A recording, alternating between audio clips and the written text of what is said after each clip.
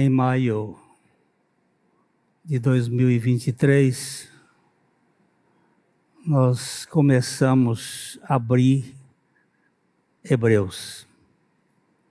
A gente tem andado muito rápido, porque deveríamos gastar pelo menos a eternidade. Esse é um livro muito rico. Garimpar aqui é impossível. Tem pepita para todo lado. É uma riqueza extraordinária. E em outubro do ano passado, nós começamos no capítulo 11. E agora estamos chegando no final dele. E temos que... ainda muita coisa para falar, mas eu fico pensando... De vez em quando me perguntam assim, qual é uma prova que o Senhor poderia dar da existência de Deus? Bem, o universo fala disto. E só o tolo pode dizer que não há Deus. Se este púlpito aqui, ele fala da existência de um carpinteiro, e esse piano ali fala da existência de uma fábrica, o universo fala da existência de um Criador. Para mim é claro. Mas eu tenho uma outra prova que eu acho muito interessante. O povo de Deus.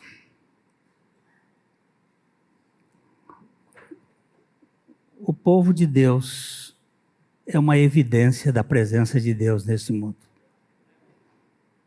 Eu começo com o judeu, né? O povo israelita.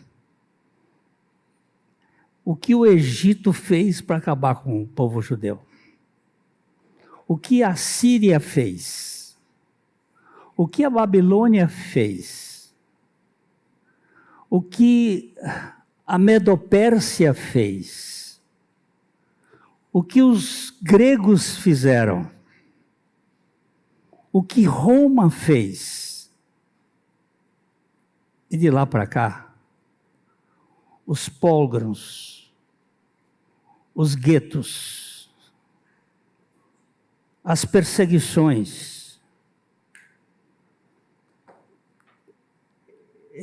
Ele diminui, como diz a turma, ele diminui, mas não acaba. Eles dissipam, mas eles brotam. E hoje nós estamos assim, em pleno vapor de uma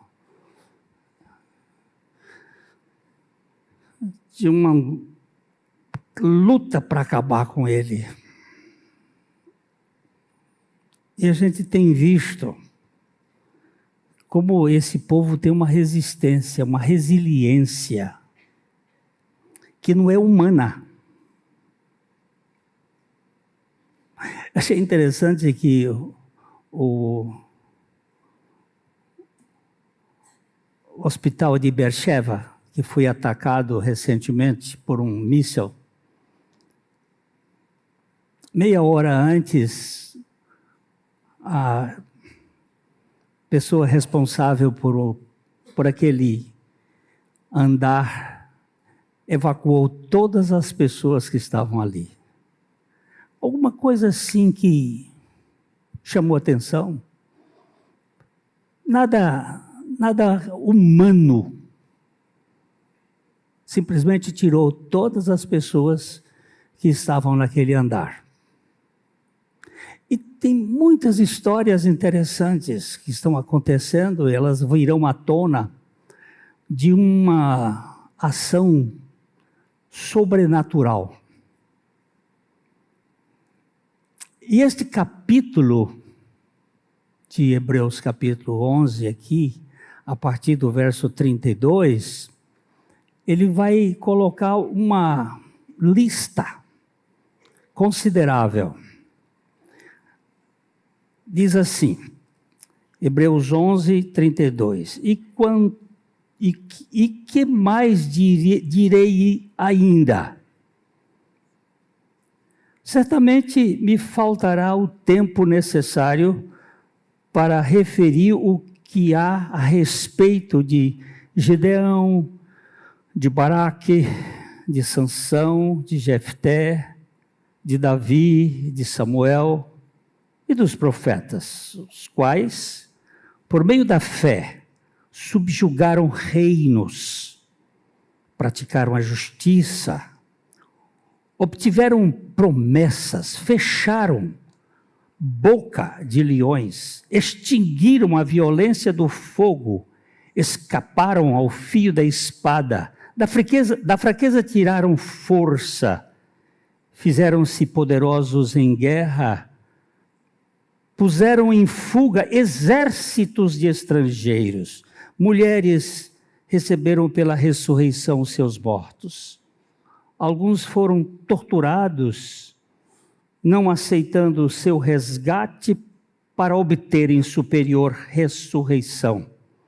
Outros, por sua vez, passaram pela prova do escárnio e açoites, sim, até de algemas e prisões. Foram apedrejados, provados, cerrados pelo meio, mortos ao fio da espada.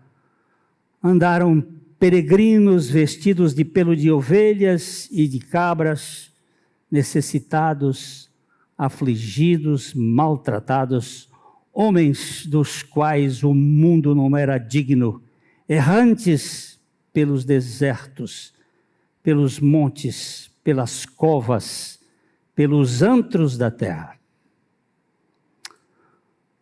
Ora, todos estes que obtiveram bom testemunho por sua fé, não obtiveram, contudo, a concretização da promessa, por haver Deus provido coisa superior a nosso respeito, para que eles, sem nós, não fossem aperfeiçoados. Oh, Pai, que grandeza é o teu poder. E eu peço que tu fales conosco essa noite. Dá-nos a revelação da tua palavra. Cuida da tua igreja. Cuida do teu povo. O Senhor sabe como dissipar as hostes do maligno, porque o poder é teu. E nós oramos em nome de Jesus. Amém. Eu vi ontem uma história interessante. O fundador da igreja satânica, o satanista da África do Sul, foi a um espetáculo, a uma apresentação, e lá tinha uma moça que era quem dava o movimento, a arrumação, as coisas daquela apresentação, daquele show. E ela deu um abraço naquele homem, um homem profundamente ligado com os poderes das trevas, fundador da igreja satanista, com todas as suas relações nesta. Ela deu um abraço tão profundo que ele ficou sem palavras. Uma semana depois, o Senhor Jesus se manifestou a ele.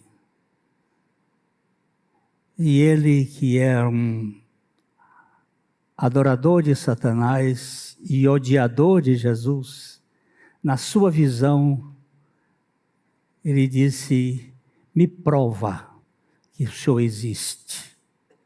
E o que veio à sua mente foi o abraço daquela cristã que, sem palavras, transfundiu o poder do amor de Cristo. Tocou, e ali naquele momento, ele, sem palavras, sem pregação, se rendeu ao poder da ressurreição de Cristo. Hoje deixou a sua igreja, sua religião, seu sistema, e está proclamando Jesus Cristo como o Senhor da sua vida. E eu quero dizer que maior do que o poder de uma ogiva é o poder do amor de Jesus Cristo. É o poder do Evangelho. É o poder da graça de Deus. A fé em tempos de glória e tribulação. Este texto aqui, ele vai apresentar aqui algumas coisas muito interessantes.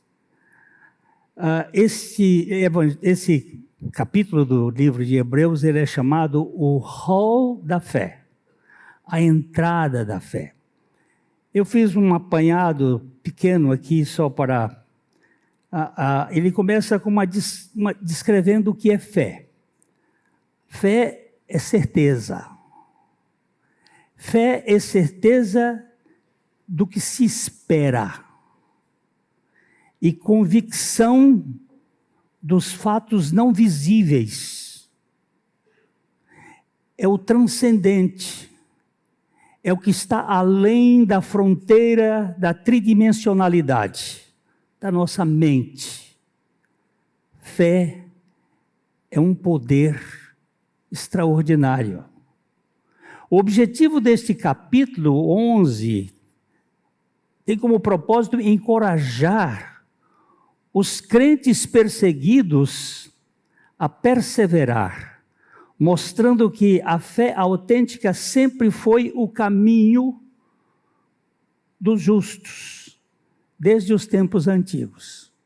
Então ele pega aqui e faz um rol dos antediluvianos, que nós vimos desde Abel, depois Enoque, depois Noé, os antediluvianos, que no meio de uma sociedade absolutamente perversa e corrupta, viveram pela fé.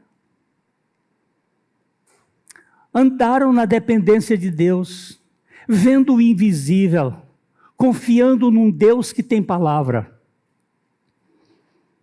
Veio o dilúvio, e ele pega de novo os patriarcas, Abraão, Isaac, Jacó, José, Moisés, e fala deles com tanta propriedade, homens semelhantes a nós, homens falíveis. Mas quando chega aqui neste grupo, depois que domingo passado nós falamos da Raabe, que é o rabotalho, que é o nojo do mundo, que é aquilo que está no lixo da sociedade, no desprezo das elites, uma prostituta que faz parte da elite divina, que faz parte da eleição do Deus da graça. Ele apanha essa mulher e coloca na posição do hall. Eu não gosto da palavra heróis. Para mim, ela é muito snob. Fé não é de herói, fé é de mendigo, fé é de dependente, fé é de incapaz. Herói é coisa de maratona, é coisa de competição. Eu gosto da ideia de que fomos nós alcançados por uma graça soberba, que vai ao ponto mais baixo. Mas quando chega aqui, neste grupo, eu fico meio Gideão. Quem era Gideão? Um camponês inseguro, um camponês fracote, que para poder ter fé tinha que botar novelo para molhar, para ficar seco, precisava de prova, queria evidência para poder crer. Se é da tua parte, bota esse novelo cheio de água. Se não é, isto é homem para crer. Mas é esse o povo que Deus escolhe. Duvidosos, pessoas frágeis. E esse camarada, Gideão, de repente Deus disse: eu tenho uma missão para você, enfrentar os midianitas, um exército de 120 mil soldados, 132 mil soldados. Vai lá. Então vamos chamar o exército do Senhor, 120 mil. E aí chamaram o exército do Senhor. Tocaram o chofar, chamaram o povo, apareceram 32 mil.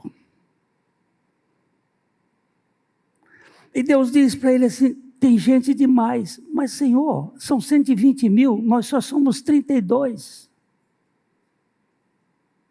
Ele diz: mas tem gente demais. Vamos começar a fazer uma seleção. Diz para os medrosos irem para casa. Porque, gente, ir para a guerra precisa ter coragem.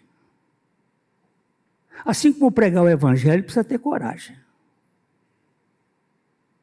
Covarde não prega o evangelho, não. Borra-bota não prega o evangelho, não. Porque ele tem uma imagem a defender. A imagem do hipócrita. 22 mil foram embora. Sobraram 10. E Deus disse: ô Gideão, tem gente demais aí. Mas 120 com 32 era um pedacinho de dificuldade. Agora o senhor fala 120 mil com 10, e o senhor está dizendo que tem gente demais? Tem gente demais. Como é que vão fazer? Vamos ver quais são os hábeis, os que têm habilidade. Vamos levar esses 10 mil para um lugar de água e vamos botá-los para beber. E você vai prestar atenção à maneira como as pessoas bebem. E aí chegaram lá 10 mil com sede e 9.700 idiotas baixaram a boca para beber. E 300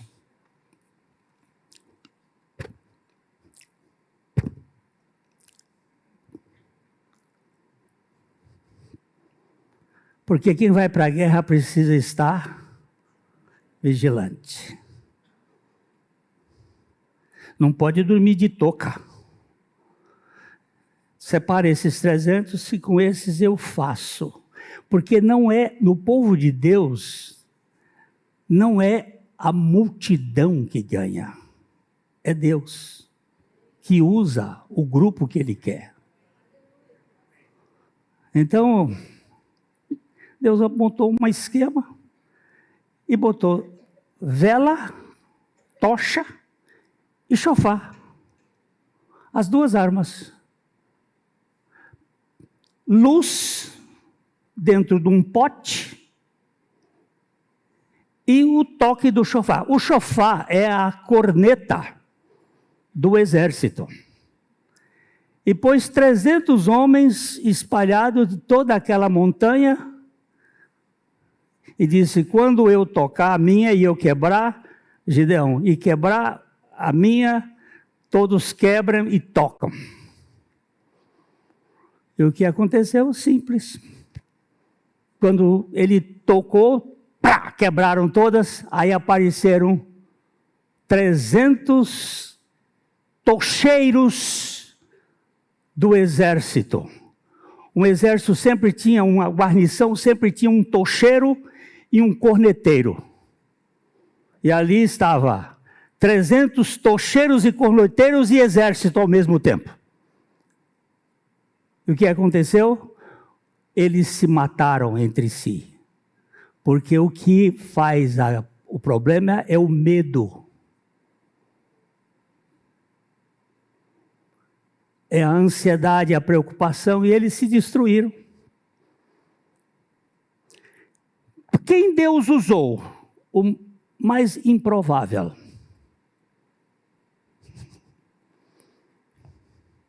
Incapaz, um inseguro camponês que Deus colocou a fé para ele crer.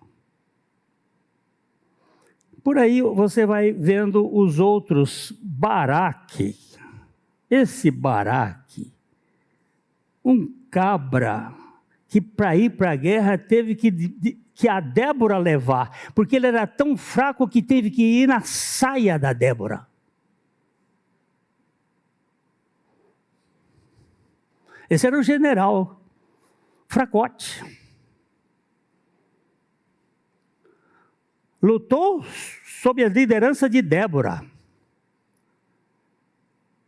Foi tímido no início, mas quando ele recebeu a graça da fé, ele creu na promessa e da vitória e venceu Sísera, o general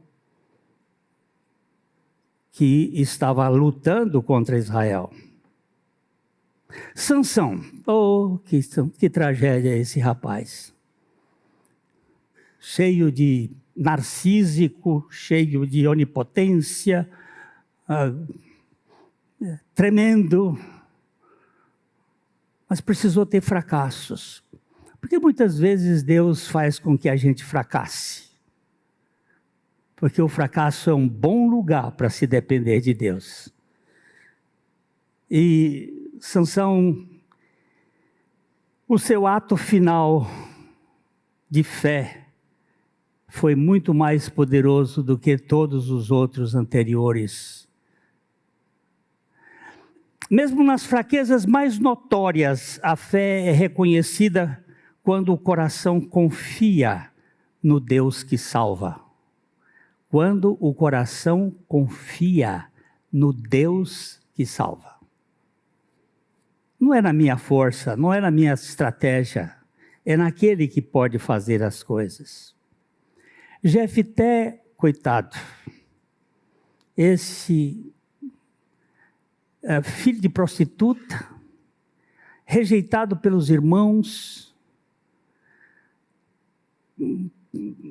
complexado, problemático.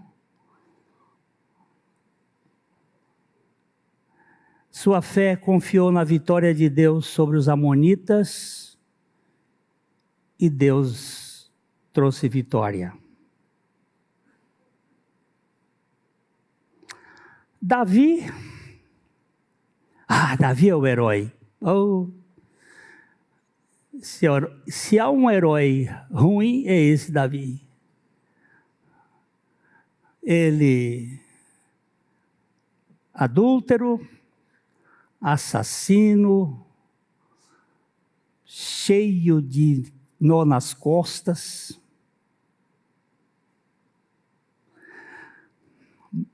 Botou o exército, confiou no exército e não no Senhor.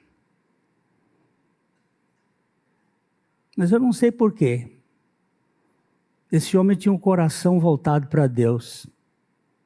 Ele olhava para Deus sempre que estava em perigo e confiava no Senhor. Ele não ia para qualquer lugar sem consultar a vontade do Senhor. Diferentemente de mim, que às vezes faço coisas sem consultar o Senhor e sofro as consequências. Ele não fazia nenhum negócio sem consultar o Senhor. Mas era um cara fraco, frágil, cheio de problemas. Desses todos aqui, Samuel é o que eu achava mais Mas ele também teve tantos fracassos na família, não teve um filho que prestasse. Talvez ele gastou muito tempo no ministério e pouco tempo na família. E essa turma vai para a galeria da fé. De Elias até Malaquias, nós encontramos aqui profetas, encontramos gente comum que fizeram coisas extraordinárias. Por quê? Eles eram excepcionais? Não. Eles tinham uma coisa excepcional: a fé. Eles criam um Deus. Eles não iam consultar outras pessoas, eles iam depender de Deus. Subjugaram reinos. Gideão, Davi, Jefté, eles venceram. Por quê? Porque eles confiavam no Senhor. A fé capacita homens comuns a se tornarem instrumentos da realeza de Deus entre os homens comuns. Quando a Bíblia vai falar de oração, ela diz que Elias orou e parou de chover, e orou e voltou a chover, e diz que Elias era homem sujeito às mesmas fraquezas que nós. Homens comuns, não havia nada de excepcionalidade. Eles praticaram a justiça, julgaram com retidão, buscavam justiça, os profetas clamaram por arrependimento. Mas quem eram esses homens? Iguais a esse auditório aqui. Madeira do mesmo tipo. Obtiveram promessas, fecharam a boca de leões. Você imagina Daniel na cova dos leões? E eu não creio que Daniel fosse essa excepcionalidade, ainda que a Bíblia não conte nada ruim a seu respeito. Só existem 3 homens que a Bíblia, no Velho Testamento, que a Bíblia não dá nenhuma nota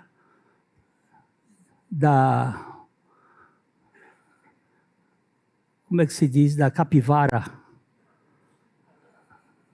Nenhuma coisa que vem do background. José, o do Egito, Daniel da Babilônia e Neemias. Esses homens, eles não têm nenhuma coisa que pulule. Aqui no Brasil a gente só tem pulula, né? Mas ele não tinha nada que tivesse, manchasse. Entretanto, eu sei que ele era frágil, porque ele era humano. Mas ele disse para o rei: não se preocupe, o meu Deus pode fechar a boca desse leão. O Sadraque, o Mesaque e o Abdenego extinguiram a violência do fogo. Não! O Deus deles foi que extinguiu. É o poder de Deus. Não é o homem, não é a grande fé do homem, é o grande Deus da fé que faz toda a diferença. Na fraqueza, eles tiraram força. Sansão, Gideão, fortalecidos pela graça, com toda a fraqueza humana. Fizeram-se poderosos em guerra.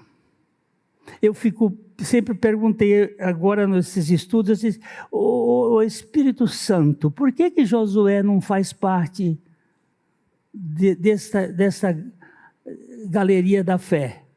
Josué, eu acho um homem tão... Ele não me deu a resposta ainda. Estou esperando. Por que algumas pessoas que para mim me parecem dignos da galeria não estão, e outros que eu gostaria que não estivesse estão? Porque nós temos um Deus soberano que usa coisas que não são para confundir as que são. Nós hoje podemos ter Gideões modernos, crentes comuns, desempregados, doentes, que ora com fé e vê Deus operar o impossível. Nós temos isso.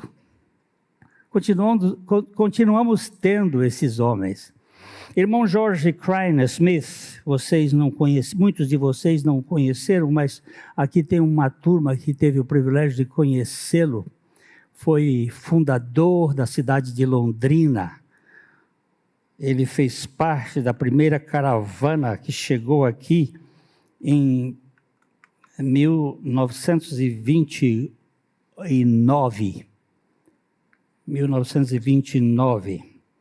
E ele ficou aqui na nossa igreja depois, na sua velhice. Ele traduzia alguns livros.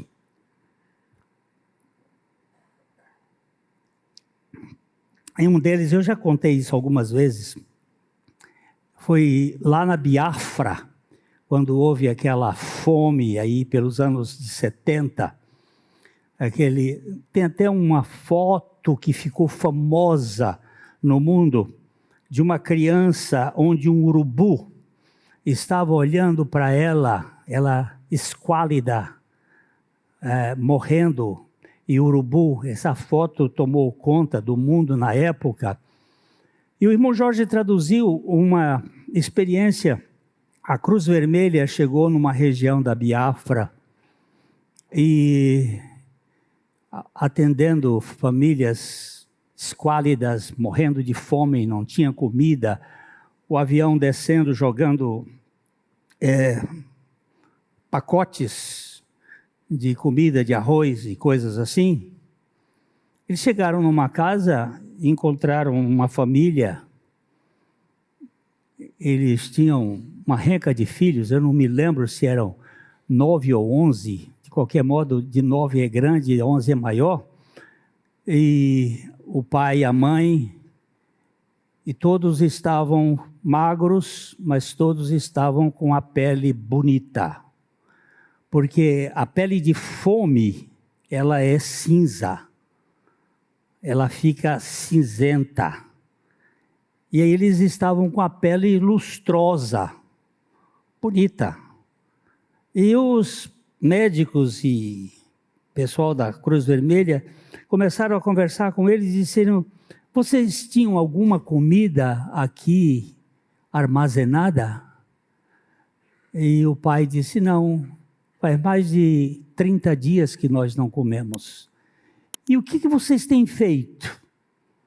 Ele disse: chega uma hora, eu chamo todos, sentam aqui no chão, aqueles barracos de terra batida, eu sento eles aqui e eu abro a minha Bíblia e eu leio. E eu leio a minha Bíblia até matar a fome. Porque eu vi na tentação do Senhor Jesus que ele disse: nem só de pão viverá o homem, mas de toda palavra que sai da boca de Deus.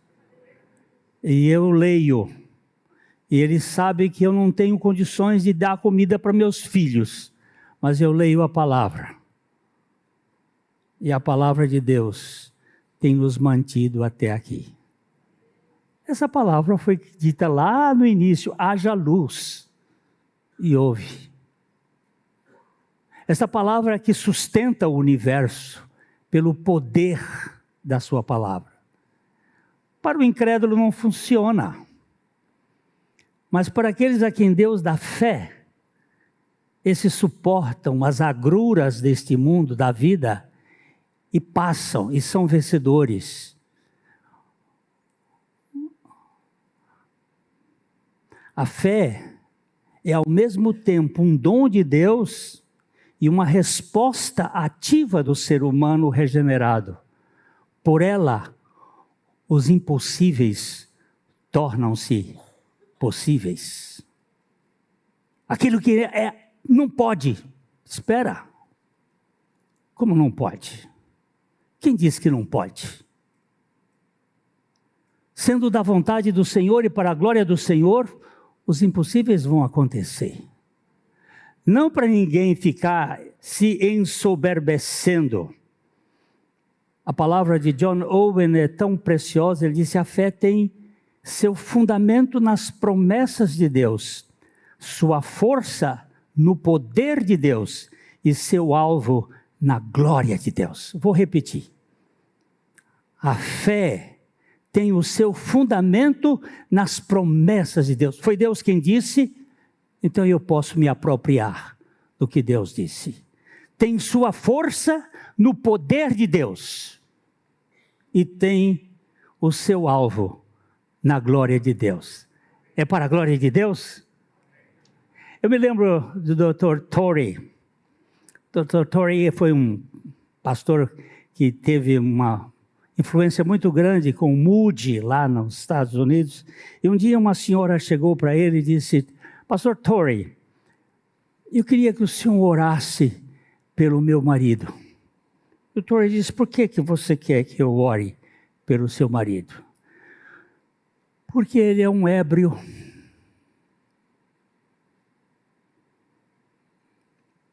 O Torrey disse: eu não vou orar por isto.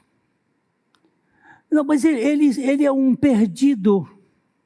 Mas por que você quer que eu ore por ele? E ele foi apertando, e a mulher sempre dando uma resposta que lhe agradasse, que fosse para o seu bem. Ela queria que o marido se tornasse um crente, fosse um bom marido, e que ficasse, e que cuidasse das coisas. E ela foi sempre botando, e o Torrey dizendo: eu não vou orar por isso. E de repente ele disse: por que o senhor iria orar? Eu iria orar se for para a glória de Deus. Que seja ele na cachaça, ou na incredulidade, porque Deus até o ímpio cria para o seu próprio proveito. E ele é para a glória dele, eu vou orar. Então, a fé, ela se baseia na promessa de Deus. Ela é sustentada pelo poder de Deus. E ela tem que ser para a glória de Deus. É para a glória de Deus, vamos orar. Essa doença é para a glória de Deus, vamos orar. Porque nós temos a ideia de sermos favorecidos. E a coisa é um pouquinho melhor quando é para a glória de Deus. Nós precisamos de jovens atualmente, como Daniel, jovens crentes nas universidades seculares, firmes mesmo sobre a zombaria. Daniel estava na cova do leão e você está na cova da incredulidade. E você pode ser um fiel, confiante no Senhor.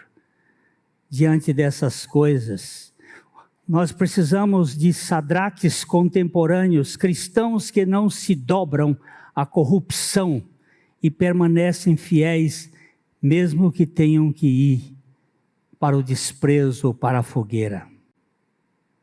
A fé, então, ela é esse poder que nos capacita a enfrentar a zombaria, os açoites, as prisões, os apedrejamentos. Do versículo 35 ao versículo 38 aqui, nós temos o tipo de fé que não vence, mas sofre. A fé que sofre. Não são aquelas que trazem grandes vitórias, mas aquela que padece pelas dificuldades.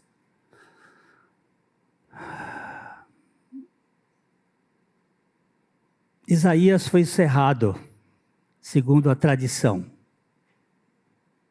Profeta maravilhoso, foi cerrado. Jeremias foi lançado no calabouço. Ontem eu estava lendo o capítulo 38 de Jeremias, ele atolado na lama. Só que aquela lama é lama de esgoto.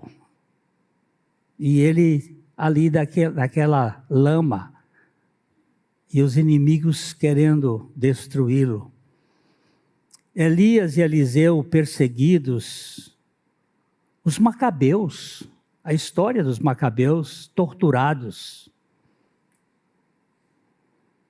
Mas a fé verdadeira não busca honra neste mundo, mas a aprovação de Deus. Por isso ela suporta todas as coisas por amor à promessa de Deus. Eu sei que Deus disse, eu vou confiar no que Ele disse. Todos esses foram aprovados pela fé, mas não receberam a promessa. Você viu, afinal? Pois o Cristo ainda não havia sido revelado.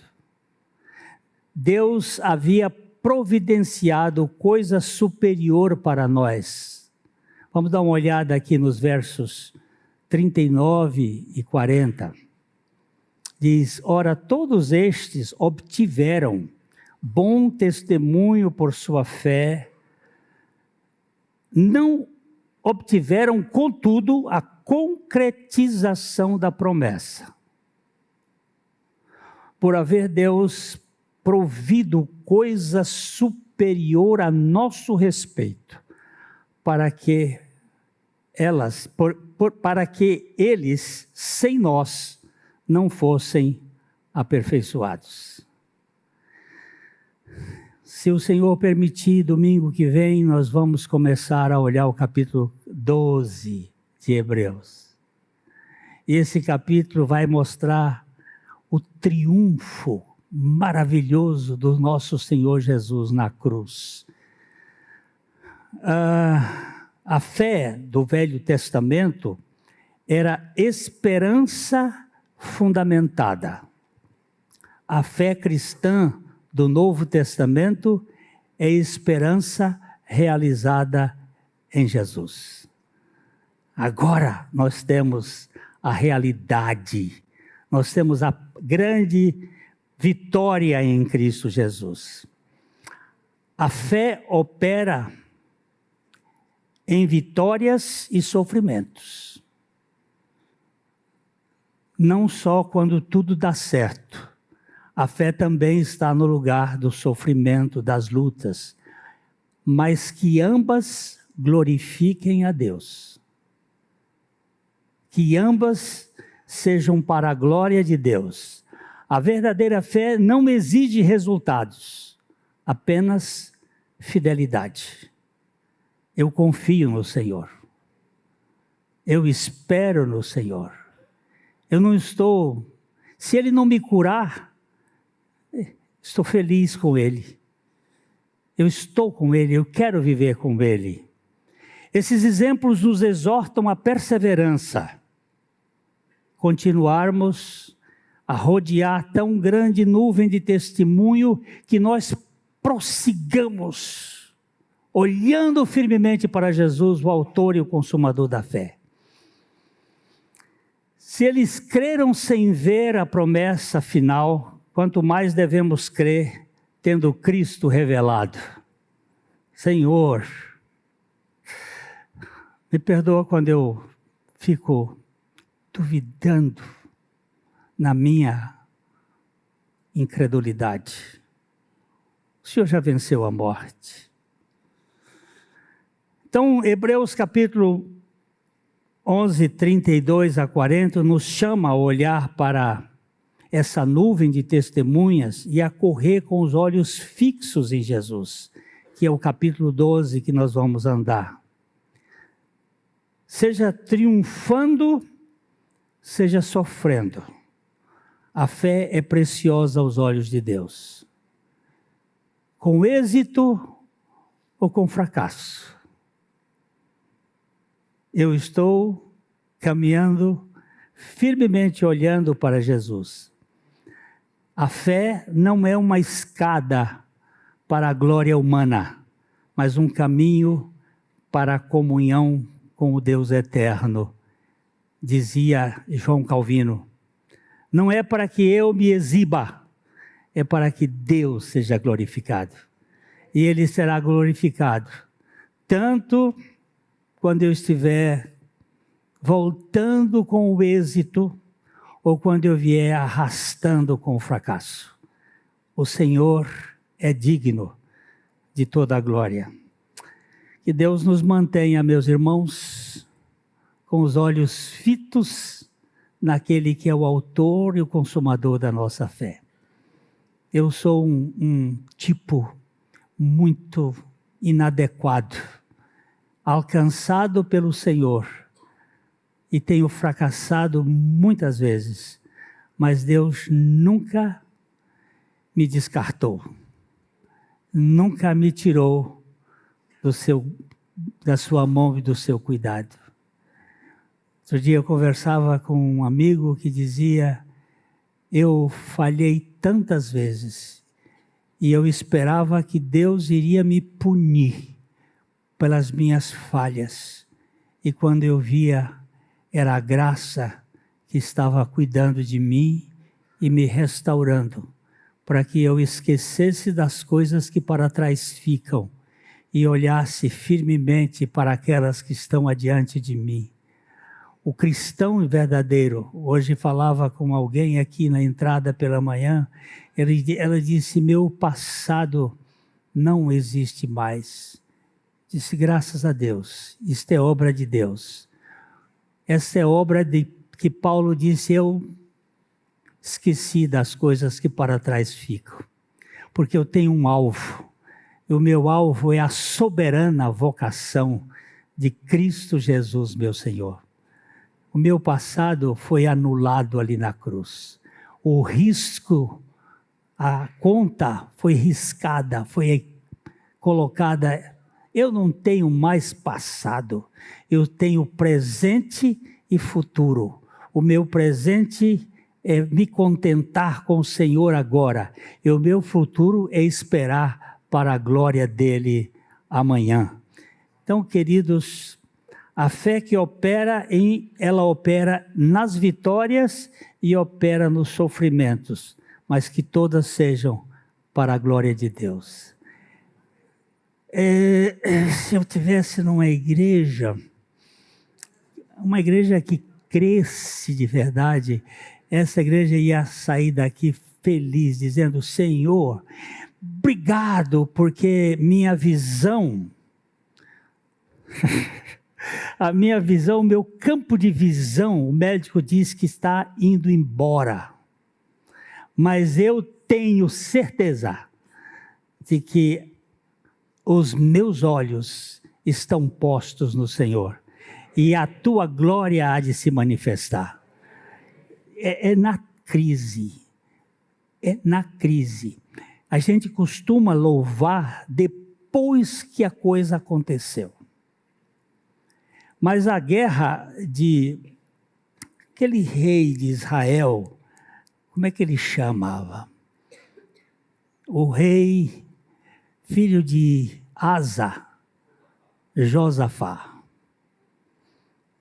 Josafá entrou numa guerra, 3 povos se levantaram contra Judá: os amonitas, os moabitas e os do Monte Seir. São o mesmo grupo étnico. Eu estou escrevendo um livro, está bonitinho, ele vai sair, que é Raízes de Amargura. Essa guerra, quando ela começou, essa guerra, ela começou no ventre de uma mulher. E ela vem, e passa pelos amalequitas, e passa pelo Amã, e vem para a Pérsia, e chega até agora. Então, algumas coisas que a gente acha... eu estava falando do quê? O Josafá. 3 povos, os mesmos de ontem são os mesmos de hoje. Eles só fizeram amálgama de cruzamento. Mas se fizer um DNA, um exame de DNA, você vai descobrir que eles são os mesmos. Os ayatolás de hoje são os mesmos. É o mesmo Amã, É a mesma família, é o mesmo grupo. E o Josafá entrou em crise. E o Josafá gritou, não tem jeito. Aí o Senhor chamou um rapazinho lá e disse, profetiza. E diz a Josafá, nessa luta você não terá que pelejar.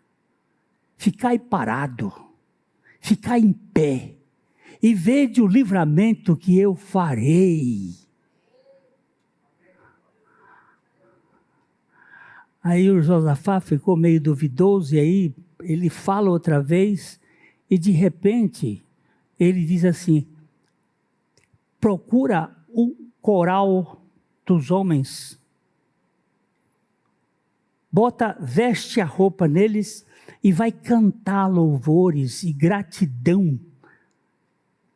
E esses soldados do exército do louvor formaram um grupo e começaram a subir uma montanha cantando que a misericórdia do Senhor dura para sempre. A misericórdia do Senhor dura para sempre. Só essa música, a letra era essa. Cantando. E passaram a noite toda cantando, a misericórdia do Senhor dura para sempre. Eu duvido que essa turma nova aqui iria passar uma noite toda, queria um pouco mais de barulho, de movimento, mas cantar que misericórdia dura para sempre. No outro dia eles subiram a montanha, olharam lá para baixo, não tinha ninguém vivo. Por quê? Eram 3 povos. 2 se uniram porque eles tinham passado pela Síria e tinham feito um arrastão da praia de Copacabana, um arrastão, foram levando tudo que havia de riqueza, de ouro, de prata, de pedras preciosas, e agora eles tinham que rachar e dividir. Então o que eles fizeram? Juntaram 2, vamos acabar com os do Seir, os amonitas e os moabitas, vamos acabar os do Monte Seir, que são os descendentes de Edom. Depois ficou eu e o Márcio. Você vai dividir comigo ou não? Aí se mataram, não sobrou um. E Israel estava cantando, Judá estava cantando. Grande é a misericórdia do Senhor que dura para sempre. Quando foi noite, chegaram lá e apanharam 3 dias de saque. Aí voltaram no 4º dia no campo de Beraca, ou campo da bênção, louvando. Essa bênção daqui é frágil. É a bênção, é o canto depois do sucesso, é frágil. Eu gosto da bênção antes da conquista. É quando você começa a louvar, quando tudo está preto. É quando você começa a louvar, quando não tem nenhuma esperança. Em vez de estar gemendo, louvando ao Senhor e agradecendo. Os meus olhos estão nas tuas mãos. Ela está sabendo, porque eu estou falando diretamente olhando para ela. Os meus olhos estão nas tuas mãos. E eu confio no Senhor. E o Senhor é bom, e a sua misericórdia dura para sempre. Meus irmãos, a minha fé é frágil. Mas o Senhor da minha fé é forte. Ele é poderoso. Eu não consigo me equilibrar, mas Ele consegue me sustentar. E eu sei que Ele vai fazer milagres na vida de muita gente, como eu, que não temos condições de crer, mas a sua misericórdia dura para sempre, porque o Senhor é bom e a sua misericórdia dura para sempre. Ok?